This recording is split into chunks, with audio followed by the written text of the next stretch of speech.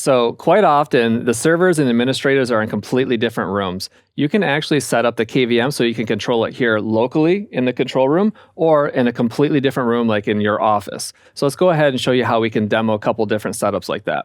So we ran the KVM's video output here into an HDMI splitter.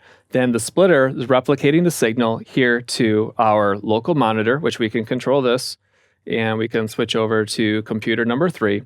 But then also, now that we have the HDMI signal being split, we ran one output from the splitter here to the KVM extender. And we connected the KVM extender to the USB of the switch, so you get mouse and keyboard control. And then now we have a Cat6 cable that's ran over to Jaime's desk, and Jaime is going to show you how you can control the servers as well as the KVM from anywhere in the building.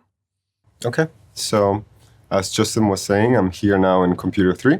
I can move the mouse, I can click on the start button. I have basically full control of this computer. You guys might notice that the aspect ratio is just a bit off. That's because the resolution on this monitor is actually different from the source. So we're gonna go ahead and just switch to computer 2. Might just take a few seconds to load. Okay, so now we're in computer 2. Same thing, we can move the mouse, we can interact with the screen. We have full control of the machine. I'm going to go ahead and now switch to computer 1 and show you guys something else.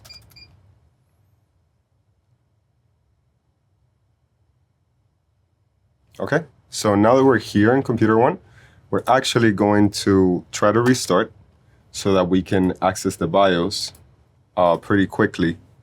All we need to do is just spam the delete button while the computer's in the boot up sequence.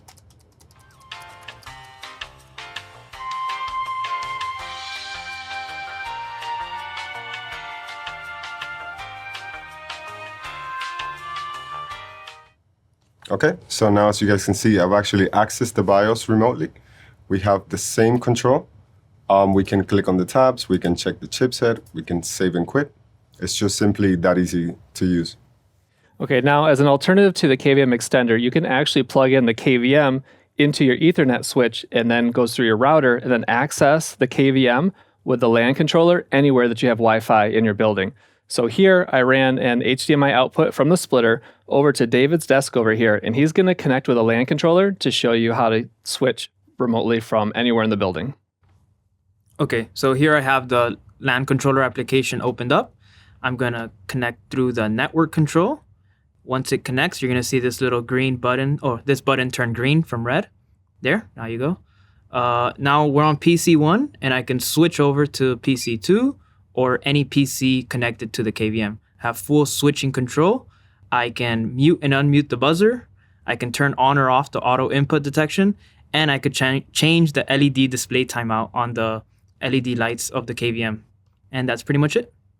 Yeah, so one thing you may have noticed is that Jaime had complete control using the extender, whereas using the LAN controller, you're only able to switch the inputs and make some changes. So you can watch it remotely, meaning you can watch your server stack remotely with the LAN controller, but if you need to have that full control of everything in the stack, you're probably going to want to go with something like a KVM extender. Again, that's something we can help you out with.